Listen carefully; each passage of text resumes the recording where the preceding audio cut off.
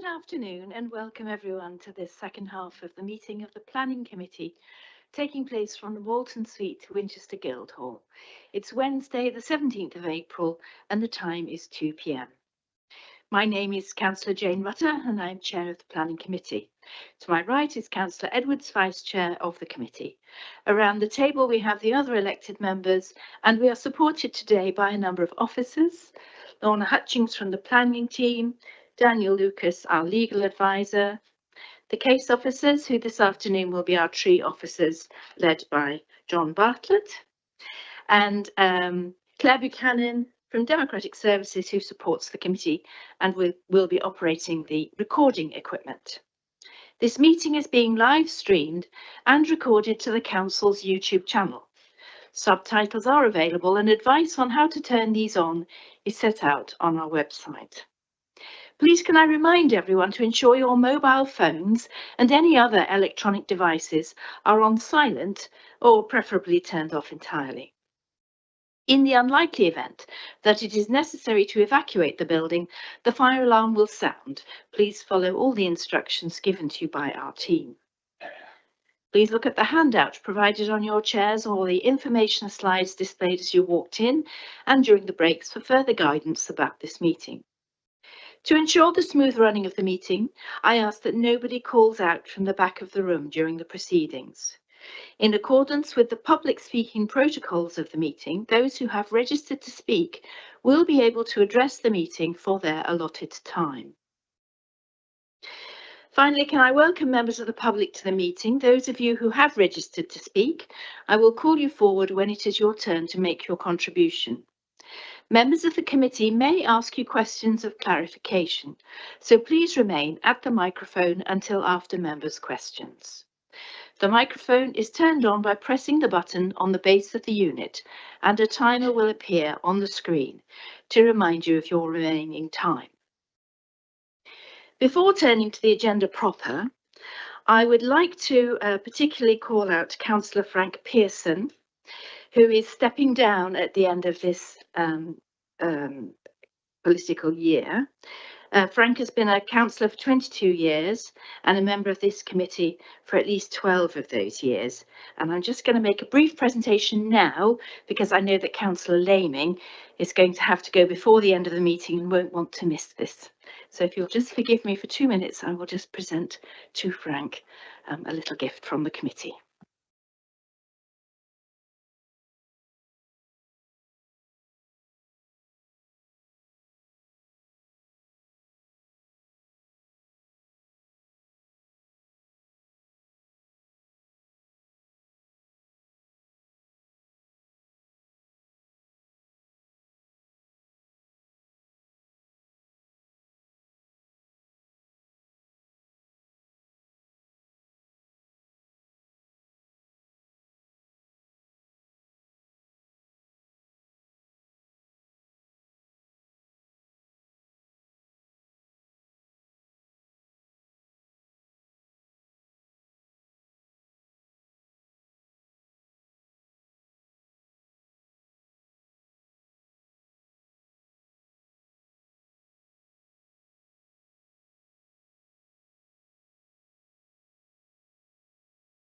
You're very welcome, Councillor Pearson. Thank you very much for your contributions over the years. We very much appreciate it. Thank you.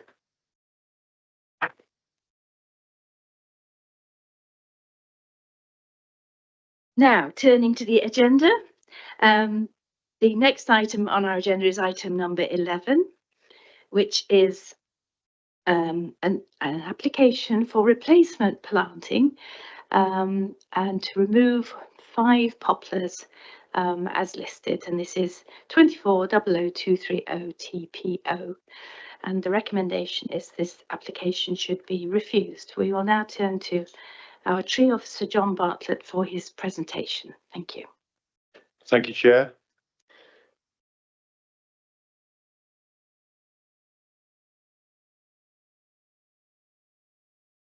So the subject poplar trees are situated in Newhouse, and they are located with those arrows there. They are on TPO 1347. there were originally 6 poplars to fell, but one of them is not protected, so is not part of this application, just for clarification. And here is an aerial photo of the subject trees, which form a group and which have a high public visual amenity value as a group. There are a number of views of the subject trees from public viewpoints. This is the first one of the junction of School Lane and Wellhouse Lane. This is more of a partial view, but you can still clearly see the tops of the subject poplar trees above the tree line just below. This is one of the most prominent views of the trees from Bedfield Lane and Springvale Road as you come out of Bedfield Lane, and these are dominating the street scene as you turn into this road from this junction. This is again a view from Springvale Road along to the east of where the trees are situated, looking back. And this is the junction of Wellhouse Lane and Down Farm Lane, where again the group of trees can be seen. The tree in the foreground is the tree that is not subject to the TPO, so it is not so it's not protected and doesn't require permission to move. And this is a view from Down Farm Lane, just a bit further up from the property of the group of poplar trees. And then a clearer view, this is again from Wellhouse Lane and Down Farm Lane, and this is on a pedestrian walk through that joins up with the road. Now, the reason for the application, the main reasons that have been cited for removing these trees are for previous failure, tree failure of the poplar trees that were situated to the south of the property. With relation to that, there was a 5-day notice that was issued a few months ago at the beginning of the year because one of the trees failed. The reason the tree failed, and we've looked back and to remind ourselves of this, was the fact that there was significant decay in that tree, and coupled with the winds that failed in the high winds. The other 2 trees were found to have fungal decay and significant decay cavities, which contributed to their failure. The trees in the property that are on the application, there hasn't been any major decay cavities which have been noted or major structural defects, and we would expect this kind of evidence to be available in the report if trees of such a high amenity value are to be felled, to give strong enough reasons in accordance with the Secretary of State's guidance. So there is no evidence to suggest that there is significant decay in these trees. And so as we believe that insufficient evidence has been provided for the removal of these trees, we are recommending refusal. Thank you. Thank you, John. And it's good to welcome Andrew Giles next to you, who's also one of our tree officers, to support you with the questions later on. And if I could just inform the members of the public that we did, as a committee, go on a preemptive site visit yesterday morning to view these trees in situ and to look at the surrounding issues around flooding and so on, just to make sure that everybody knew exactly what we were talking about this afternoon. Okay, we now move on to public speaking.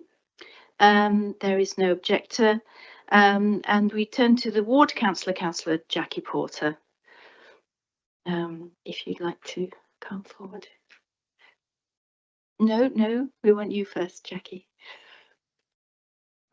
And you have 5 minutes when you're ready. Thank you. And thank you for allowing me to speak on this one. It's not often that I come to seek for TPO trees to be cut down. These poplars were originally grown as a wood crop over 60 years old. They're over 60 years old. And it was actually a surprise to the community at the time when a general TPO was granted for the site. These trees are not the only trees in the garden. There are many other trees too. They are tall. These trees are very tall, as you can see in the picture. I don't think it was really brought out in that picture that a lot of the other trees are at a lower level, but there is quite a significant tree cover at that time in the summer. And these trees shield the other trees from the light when they're in full leaf. But the reason I'm supporting their removal is the events of this spring. In fact, it's sort of like late winter, early spring.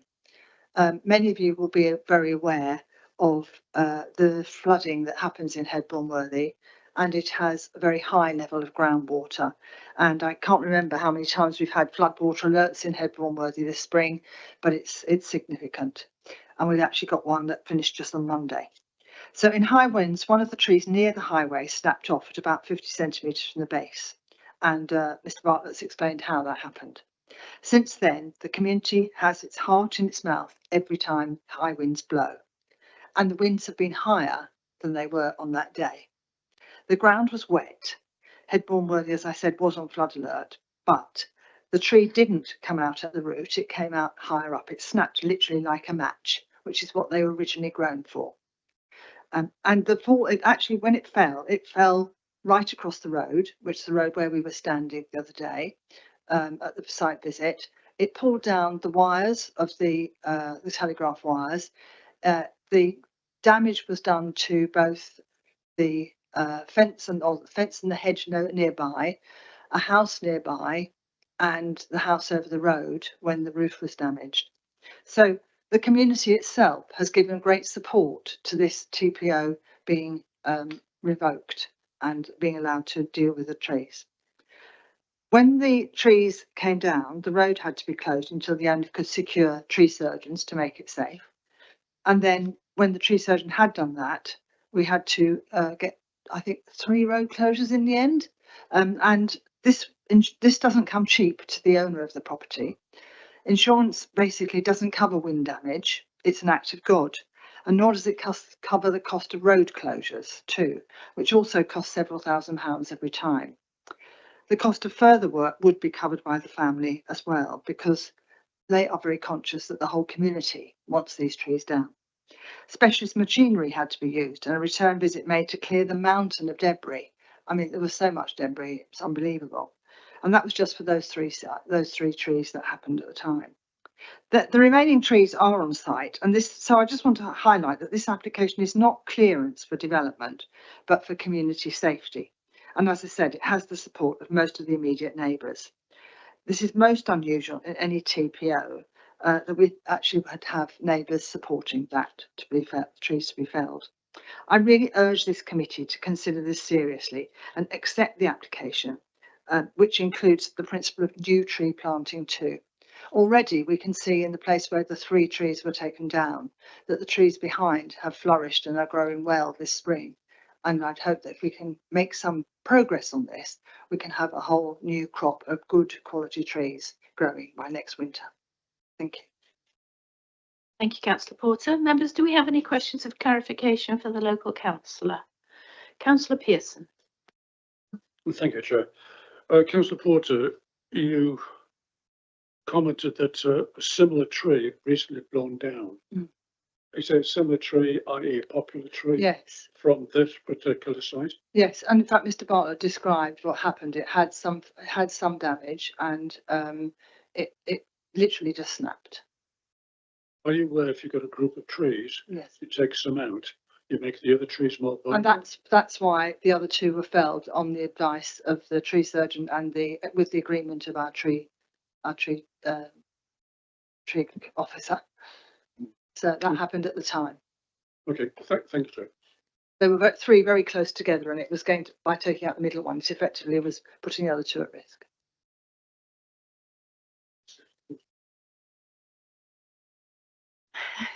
All right, we're not having a general discussion about trees.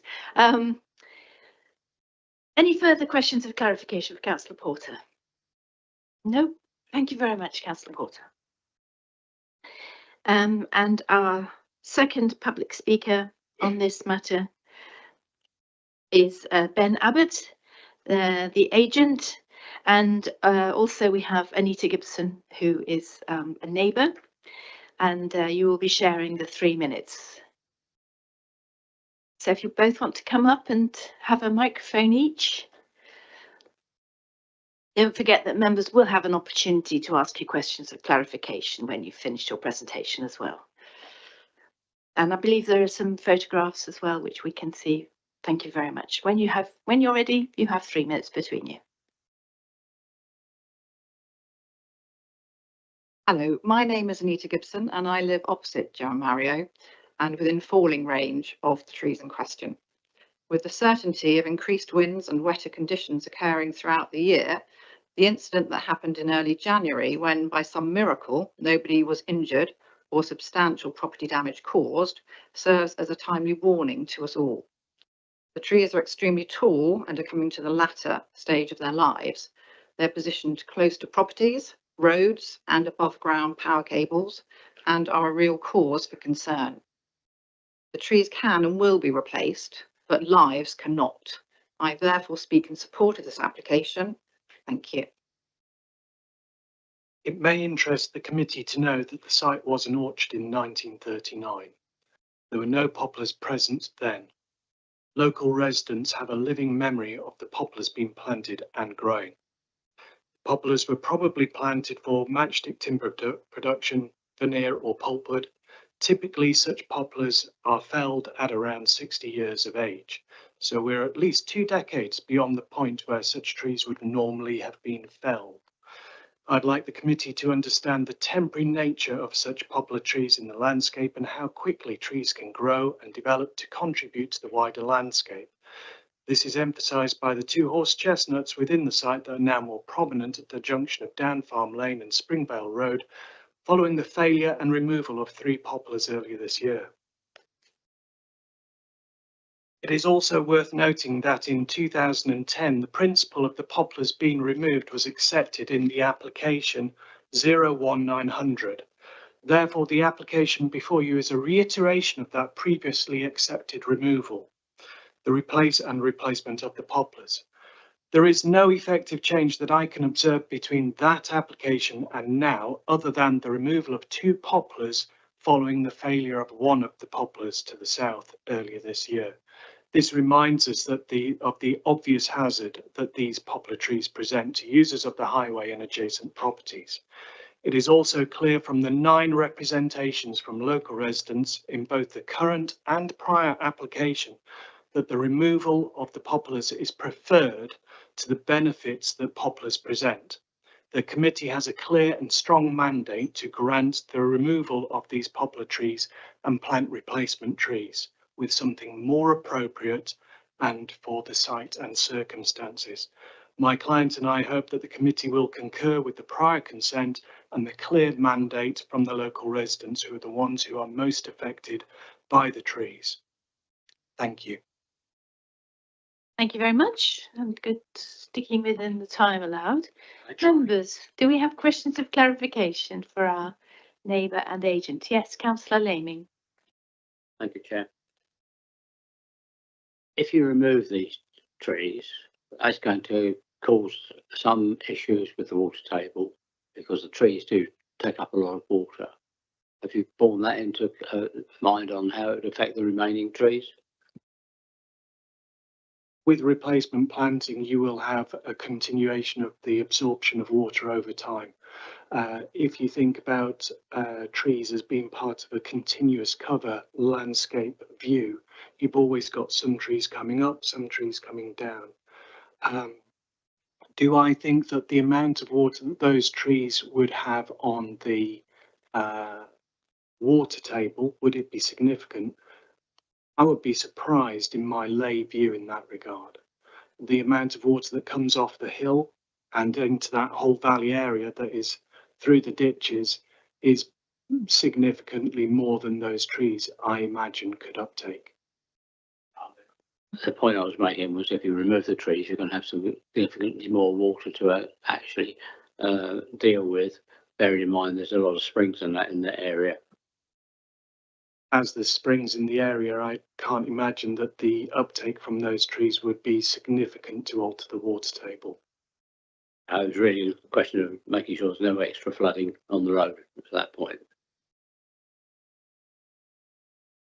I don't think that they take up enough to prevent flooding as it is today. Okay, thank you. Councillor Laming, could you switch off your microphone if you've finished your questioning? Thank you very much. Any more? Councillor Lee. Thank you for that. You're talking about replacement, and I'm curious to understand what will you be replacing these trees with? As I understand it, these poplar trees provide earlier pollinating benefits. You've just heard from Councillor Ling about groundwater mitigation, and also groundwater contamination removal, which I would suggest to you is maybe pretty high in water in our general environment and geology. So I would like to understand, is there going to be something similar that replaces those goods and services which perhaps have been taken for granted?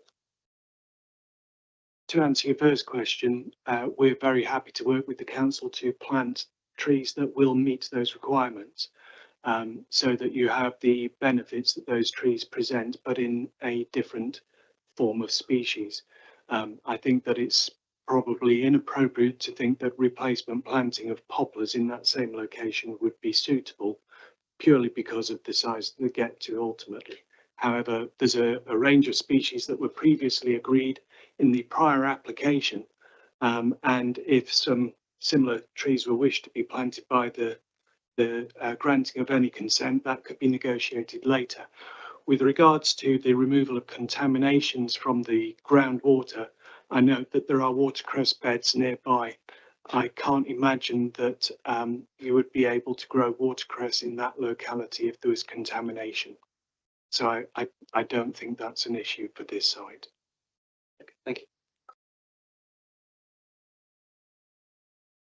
So if there are no further questions of clarification, thank you very much indeed, both of you. You may return to your seats. Thank you. So that's the end of our public speaking. John, Andrew, do you want to add anything before we come to members' questions on the report? Sorry, my name's Andrew Giles. I just wanted to clarify the 2010 application. It was put in as a phased approach rather than a sort of an immediate removal of the trees. It was a phased approach over a period of 10 years, and over that period of 10 years, you would have established a number of significant trees within that area. This wasn't carried out by the applicant. There was, as far as I'm aware, no reason given why. So. Okay, so members, we'll take questions on the whole report to our officers. Questions? Councillor Laming. When you've inspected those trees, have you checked them out for possible damage or faults in them at all? Yes, we did make our own assessment on the property when assessing the application. Councillor Lee.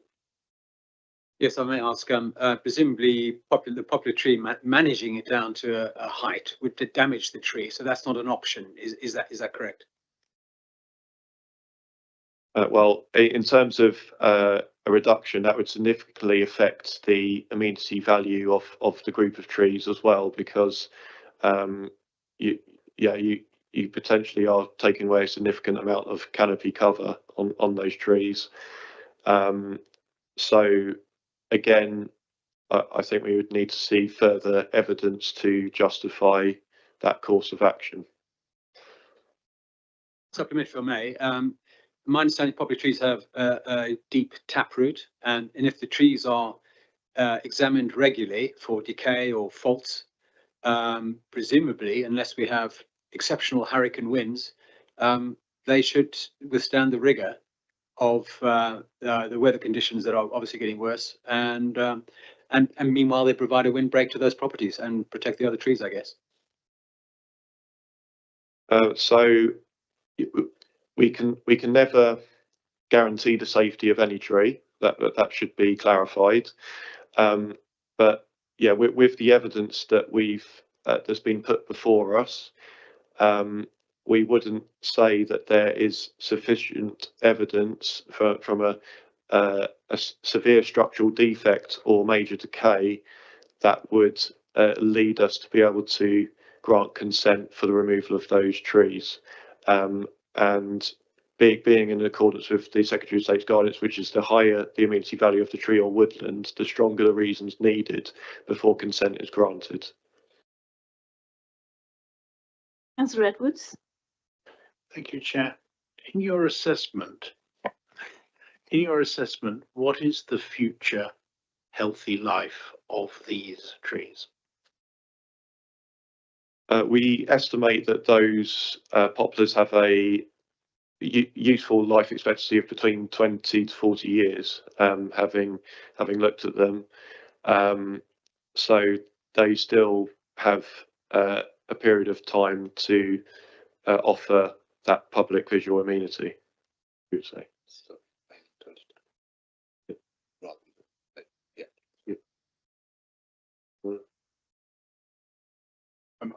Sorry, they probably have about 100-year life expectancy, and what John was saying, there's about 20 to 40-year life expectancy remaining from those trees itself. I think they're about 60 years old, if I recall. So we've probably got 20 to 40 years remaining. Councillor Lee again. Yeah, if I may, trying to get technical here. We obviously know that poplar trees are tall and slender, and there must be some sort of stress related to wind speed research that's been done. And the question I have in my mind, we all know that wind speeds, extreme weather conditions are increasing.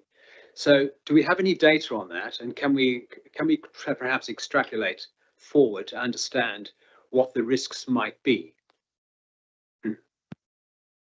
Well, I mean, there are higher wind strengths that are experienced. That has to be said. In terms of the trees which failed, from what we understand, that came from an unusual direction in terms of the wind direction for those particular trees. The prevailing wind is not on the side of where those trees were situated. Those trees are more to the south of the existing trees. So I wouldn't say that the exposure is as significant as if the trees that have been removed were to the southwest of the existing trees which still remain. And can I confirm with you both, if I may, that you have looked at the trees, the group of 5 remaining poplars, and not identified any of the similar issues that affected the 3, the one which fell down and the other 2 which were then felled? Yeah, there's nothing visually that we saw that was a major defect or major decay cavity that we could see from the ground. But if there was evidence of anything like that, you would be prepared, obviously, to reassess the situation. Yes, so we'd be able to consider a future application with supporting evidence that shows that. So we would be able to take that into account and assess another application on its individual merit with that evidence. Thank you. Any further questions on our report, members?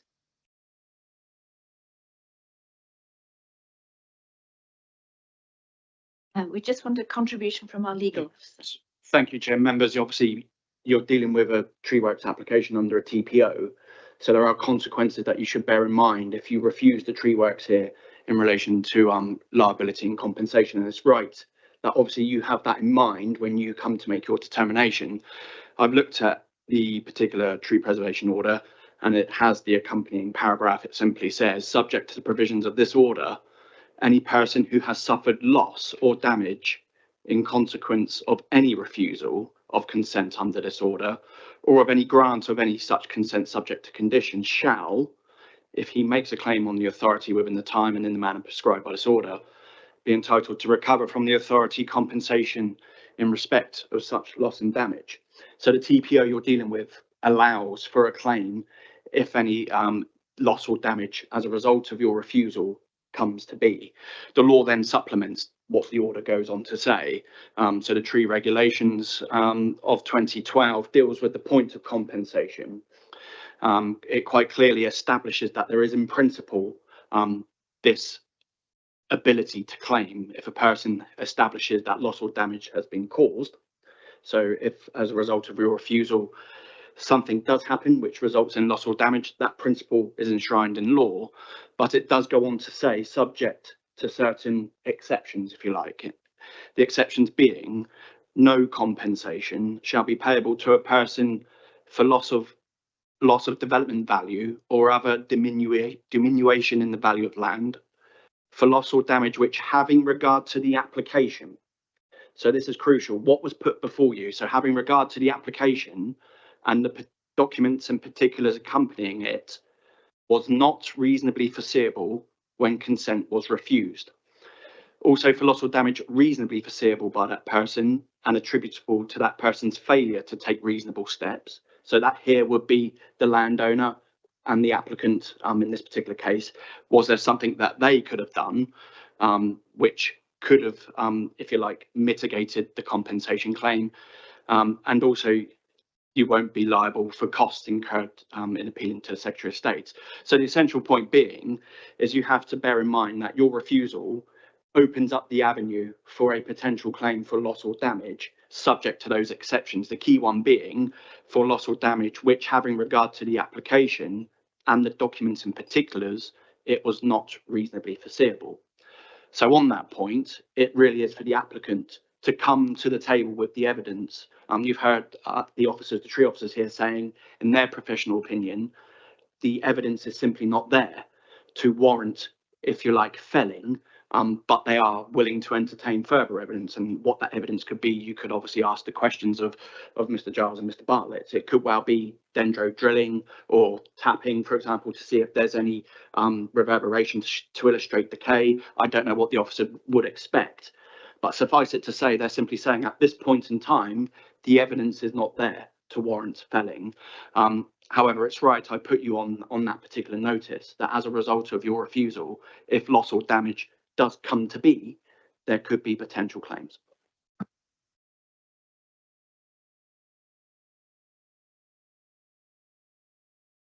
Councillor Lee. I wonder if we can unpick that a bit because I'm not entirely clear. So if the technical diagnostic information as provided by the tree experts suggests that these trees are not structurally unsafe or dangerous, and then they fall down through force majeure, we're liable, are we? No, it's not as neat as that, Councillor. The law simply says, was it reasonably foreseeable at the point of making your determination? So i.e. on a balance of probabilities, not beyond all reasonable doubt, but on 51%, was it reasonably foreseeable at the point you made the decision as to whether or not loss or damage would be flowing from your refusal? Now, the officers simply say that the evidence is not there. The tree survey was provided by the applicant. They've assessed the tree survey as a result of what was put before them in terms of the application. And on the materials and evidence put before the officers, they formed the professional opinion to say, well, actually, no, it doesn't warrant felling in this regards. So the application should be refused. The question of compensation is very different. The question of compensation, as I've explained, looks at, was it reasonably foreseeable at the point in time that the loss or damage was attributable to your decision based upon what you considered.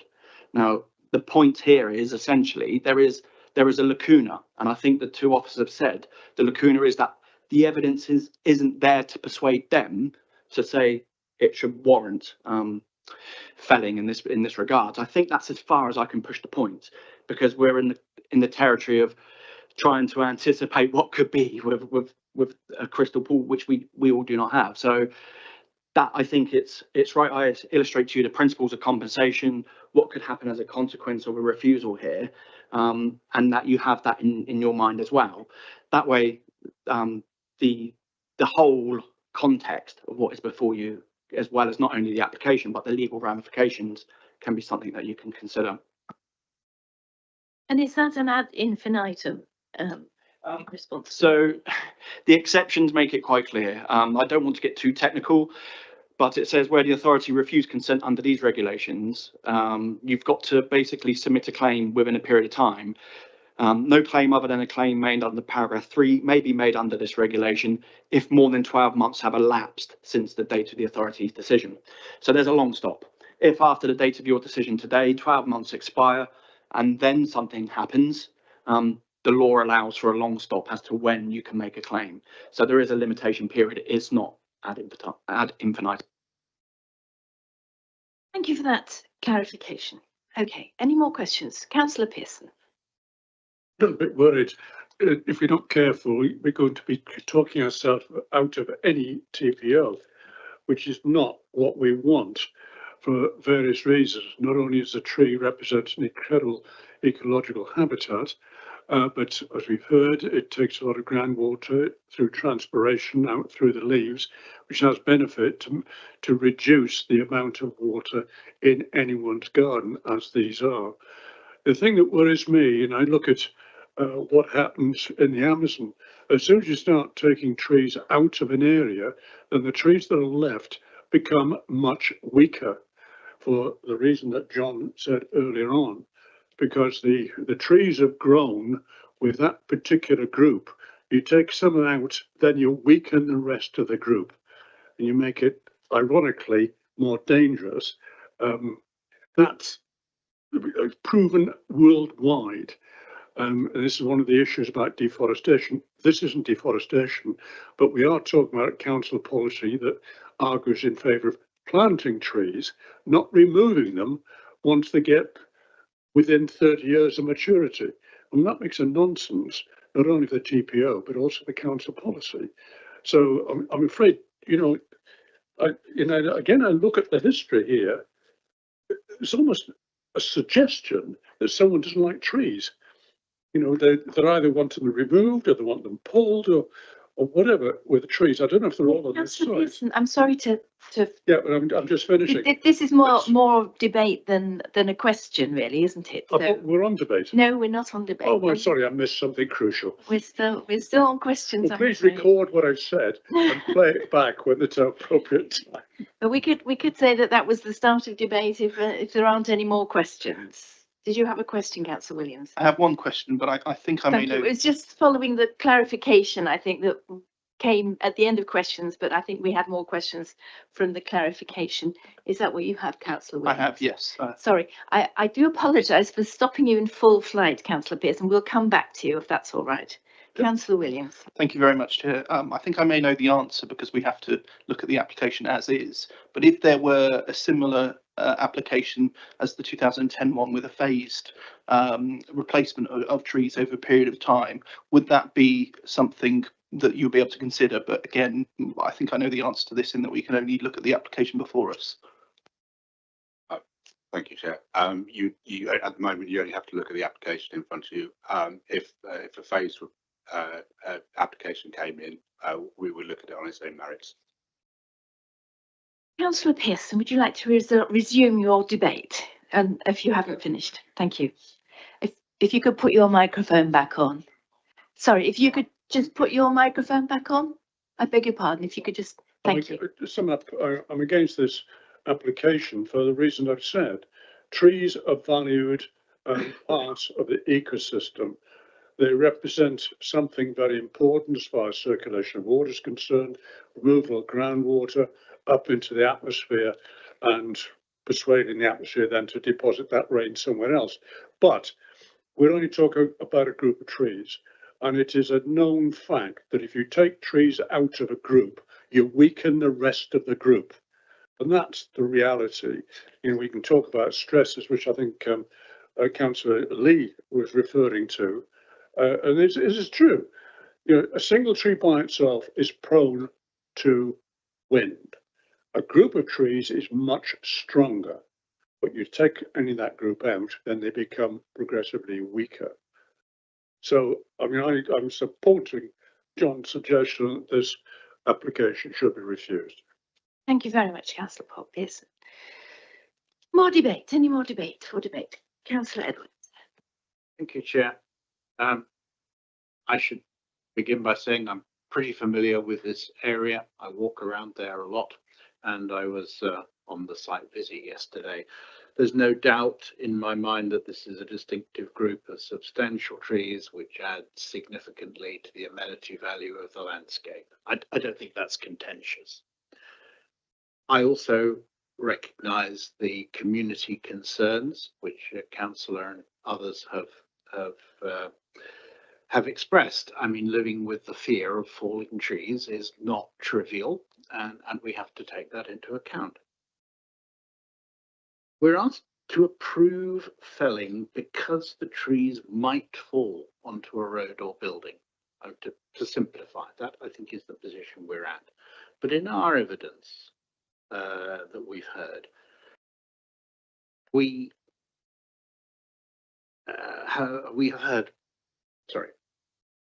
have heard in the evidence this afternoon that these trees may be expected to live healthily for a further 40 or so years. And we've certainly not heard that they are diseased or decayed, so that they are more likely than average to fail. And I don't see that the failure of a decayed tree on the other side of the plot is reliable indication that one or more of these trees will fall. And therefore, we have to make a balance between a risk for which we have limited evidence and the benefits to which I think, because of the nature emergency and the climate emergency, we must give increasing weight the benefits of retaining for as long as possible mature trees in our landscape. So at the moment, I am finding it difficult to not support or remove the negative. I'm finding myself minded to support the recommendation that we have a TPO on these trees. We would need a much stronger case, much more evidence to support going against our officer's recommendation here. Thank you. Any more? Councillor Lee? Yes, I think I'd like to echo Councillor Edwards' comments. For me, you've got the community safety aspects versus the goods and services of these trees, which we've touched on, which are surface water, groundwater issues in terms of helping that. Pollination, there are obviously some nature benefits and so on. And on the other side, as I say, you've got the community safety concerns, which I fully appreciate and understand. And then, of course, we've heard about the compensation issues, which should not be forgotten. However, from what I see and what I read, these are not failing trees. These are not failed trees. They're structurally safe. They're not dangerous. And as Councillor Pearson said, you know, TPOs have a purpose, and we cannot be risk cautious, if I can put it that way, just because there's a chance we might have to pay compensation in the future. Nature emergency, too many goods and services. So I will be supporting the officer's recommendation. Any further contributions? Councillor Pearson, could you just switch off your microphone, please? Lovely. No, thank you very much. Right, so if there's no more debate, we come to the decision. So this application is recommended for refusal by our officers. So can I see all those in favour of refusing this application, please? That's unanimous, Chair. Unanimous? Well, it actually wasn't. No, sorry, I think you had 7. 7, and those against and abstentions. 1 abstention. So this application is refused. Thank you very much. And our next item is number 12. We don't need to change our officers. We'll just have a brief pause whilst Councillor Laming, I take it you're now leaving the meeting. Okay, thank you very much. Thank you.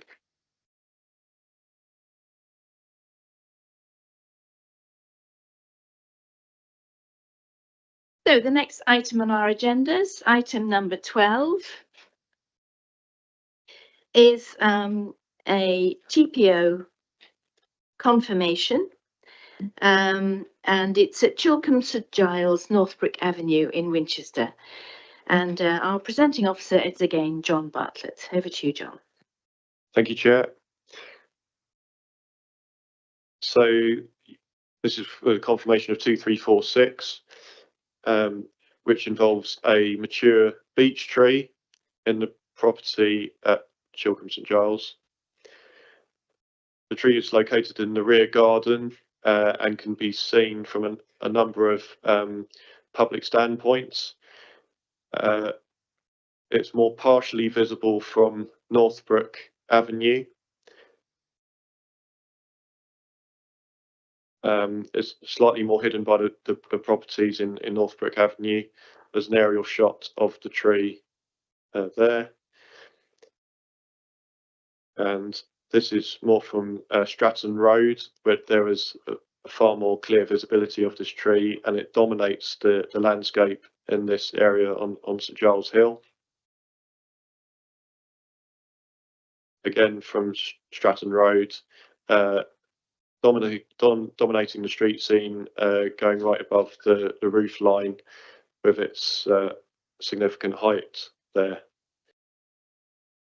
So the background to this is that there was a Section 211 notice to fell this tree due to previous limb loss that has occurred over different periods of time in different years.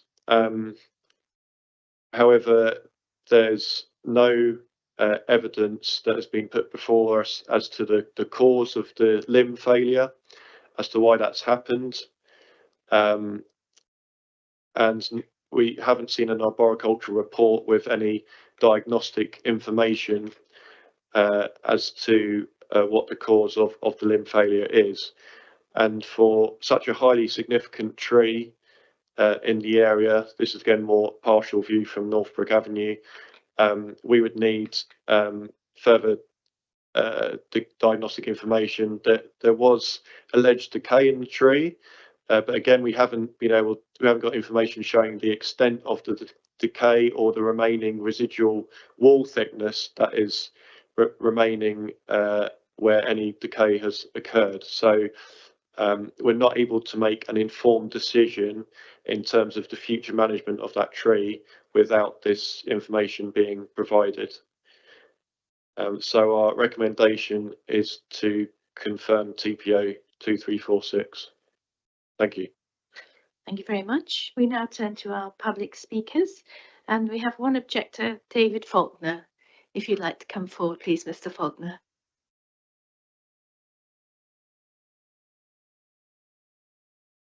And the microphone is switched on by just pressing the button at the base unit, and you will have 3 minutes from when you start speaking. When you're ready, there's no rush. Yes, I think the officers will present those at the same time as you're speaking. Thank you.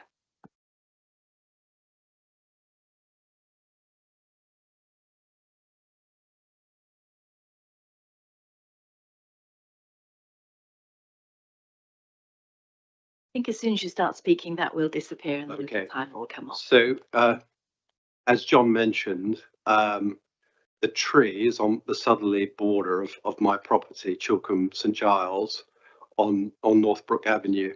What you can see from the slide here, from the circle, is that it overhangs Melbury House, which is beyond our southern border, and Heatherset as well. If the tree were to topple northwards, it could reach my house and also my neighbour's house. Next slide, please. So this is the tree itself. You could see it on the right-hand side of this picture. That's Melbury House, which it overhangs, and then to the left, behind the bush, is Heatherset House. So it's a very, very significant tree that overhangs a number of properties, as well as my own garden, and the garden to the left of my house, which is Linstead House. Next slide. So the tree has a history of dropping limbs. So back in 2011, it dropped a limb in 2016. And I would emphasize that in both circumstances, there was a lack of wind. There were very calm evenings when those branches fell. In 2023, September the 11th, 7:30 in the morning, I was woken to a huge crash. I thought my roof had fallen in, and basically the beech tree had ejected a massive limb, which I could show you on the next slide. So you could see that I was actually at 7:30 the previous evening, so that's 12 hours earlier. I was watering my hydrangeas next to my garden shed. So if this had happened 12 hours earlier, I would not have survived this for 1 second. And that branch size, it's the size of a small tree, basically covers the whole of my garden. So if I'd had friends, family, relatives there, then I think the loss to human life or significant injury would almost be certain. Next slide, please. To give you an idea, looking from the base of the tree, the branch almost reaches the patio of my house. And the next slide. And then you can see this from the top of the house, where again it's quite significant and also reaches the neighbour's garden. So we were very fortunate that there was no significant injury there. Now I've been told by previous tree surgeons that otherwise the tree is very, very healthy, and I'm told that sudden loss of limb is quite common under dry summers. Over a number of dry summers, the tree decides that it doesn't have enough water and then it chooses to eject a limb. Apparently it's common amongst beech trees, and if it happens once, the literature says there's a good chance that it can happen again. So I have great concerns about safety here.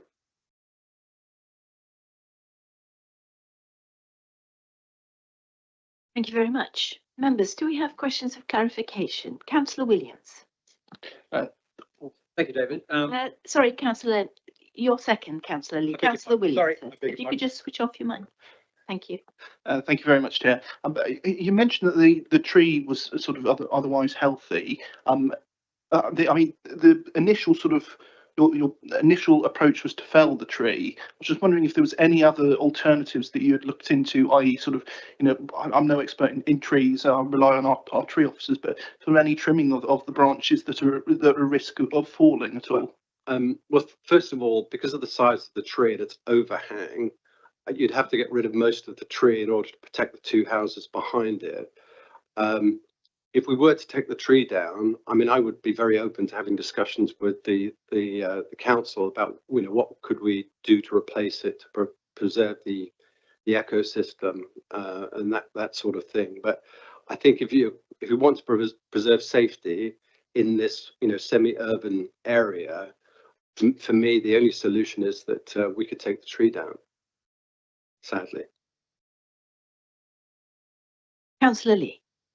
Yeah, thank you. Apologies for butting in. David, yes, when the branch drop happened, did you have the branch assessed and the tree assessed for any decay, or faults within the tree?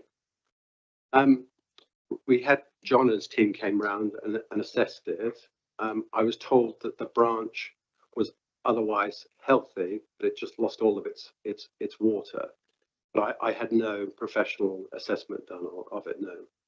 And my supplementary question that is, have you had the tree regularly surveyed or looked at by a tree specialist? We have it, what's the word, trimmed every couple of years just to stay on top of it because it's so big. Yeah. I've had people come around and do visual assessments of it. And again, the feedback they've given me is it's a very, very healthy tree that behaves once in a while in a very uncertain way. Yeah, thank you. Any further questions of clarification? No, thank you very much, Mr. Faulkner. If you could switch off your microphone and return to your seat, thank you. John, did you want to add anything following that contribution? Yes, if I can, please, Chair. With the beech tree itself, obviously there can be a naturally occurring problem with a number of trees that can drop limbs.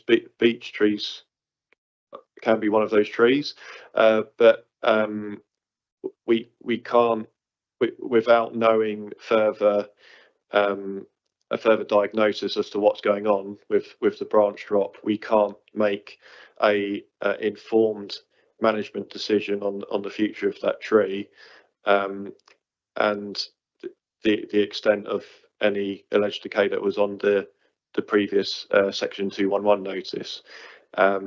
The tree is a substantial tree in the area, so we would need to see significantly more diagnostic information to consider the removal of that tree, but it does dominate the landscape significantly and did accrue a total of 19 points on the tempo assessment, which is a significant score. Thank you. So we move to questions. Councillor Pearson. I'm going to make a suggestion that we deferred this application until we get more information about the health of the tree. What the evidence we've been shown from those photographs is quite worrying. Usually trees shed their leaves if they're short of water, not more than shed their branches. So there must be some issue here, and I feel we should have that information before we make a decision. I'm not sure that there's time to defer it, but if we could ask Mr. Bartlett, can you just confirm to us, Mr. Bartlett, what the TPO means in terms of how the tree is managed in the future? So if the owner came forward with evidence that required some limb removal or crown lifting or whatever, that could be considered. Yes, we can consider that, but we would have to again assess the application on its individual merit. We'd have to assess the impact on the tree, the impact on its health that the work would result in. So we have to take that all into consideration when assessing the application. Okay, thank you very much. Councillor Lee. I happen to have 3 beech trees of exactly the same size, so I have some experience and sympathy. What I'd like to try and understand, these beech trees tend to be more surface feeders, root-wise. I mean, certainly the evidence in my property is that they tend to go sideways rather than very deep. I hope you confirm that. And then the question I had in my mind is, and picking up on Councillor Pearson's point, which I think is very relevant, what's changed here?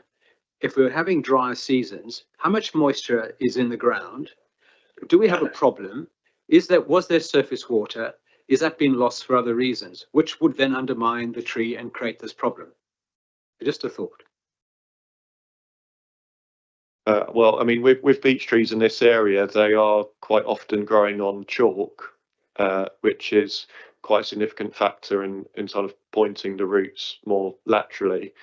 With the water uptake, I mean, the tree is on a gradient, so the water is sort of going down to other levels there. So, but again, we need to see a professional diagnosis to really work out what is going on, and then to make a more informed decision on any subsequent application. And if Lorna could give us a point of clarification. Chair, thank you. That information needs to be forthcoming to us rather than us finding that evidence base ourselves. We've already deferred this application once, and that was to enable the owner to be present today. And in that extra month, nothing has been forthcoming in that respect. And one other point is that the TPO will lapse on the 13th of May this year if we don't make a decision today. There's no further opportunity to make a decision on it. Councillor Williams. It's just to clarify that today that we're applying a TPO, so a future application could come in with evidence for felling if need be, or for branch removal, etc. So I just wanted to confirm that. Yes, so even with the provisional status, you would still expect an application and a supporting arboricultural report or further diagnostic information with that report to assess that application. Are there any further questions to our tree officer? If not, we'll move to debate. Councillor Gordon-Smith. Yes, I mean, I think in the townscape, it's a real feature. It really stands out from lots of directions. In the previous application, the expression reasonably foreseeable was considered. I think here, yes, trees do drop branches. They're worse culprits than beeches. Horse chestnuts can drop them, on a still, calm day. But it's not reasonably foreseeable that that's going to happen. The owner has said the tree is very, very healthy. I can't see any sufficient reason to take it down. And if evidence is forthcoming that the tree is in poor condition, well, an application can be made to take it down.